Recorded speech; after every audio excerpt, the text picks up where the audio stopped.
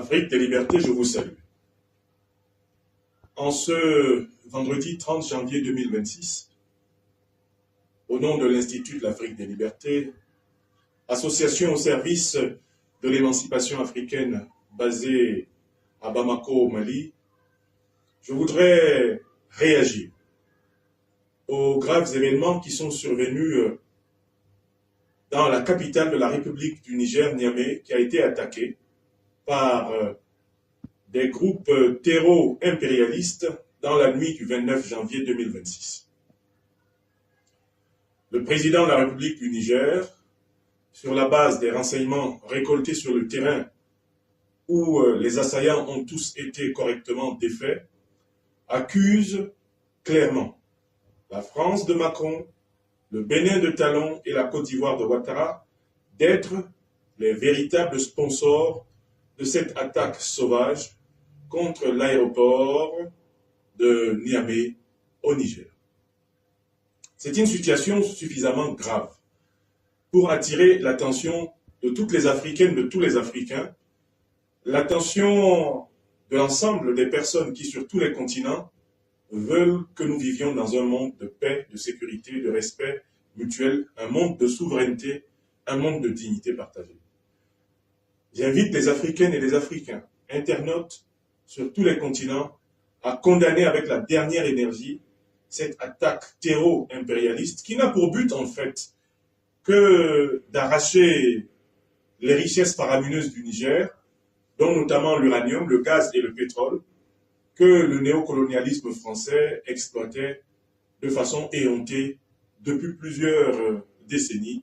au mépris des intérêts vitaux du peuple africain du Niger. Je voudrais aussi en profiter pour attirer l'attention de l'ensemble des autorités des États panafricains, pour qu'il soit clair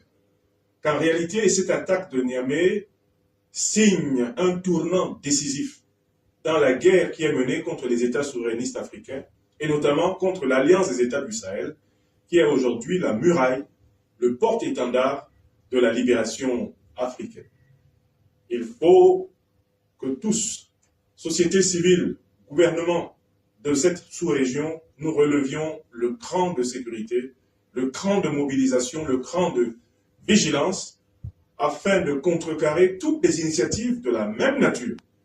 qui sont en cours de préparation pour attaquer le Mali, attaquer le Burkina Faso, de la même façon qu'on a attaqué le Niger. Enfin, je voudrais en profiter pour dire que l'heure est venue pour celles et ceux qui prétendent être des intellectuels africains, des activistes et des militants, de prendre leurs responsabilités pour soutenir la révolution panafricaine. Car cette révolution va nous permettre enfin d'organiser ce continent comme un lieu où nos enfants, nos petits-enfants, nos arrière-petits-enfants vivront dans des meilleures conditions que nous, nos parents, nos grands-parents, nos arrière-grands-parents auront vécu. C'est un enjeu civilisationnel continental. La défaite du néocolonialisme français, la défaite de l'impérialisme occidental est la condition essentielle pour l'émergence, que dis-je, la réémergence d'une Afrique souveraine,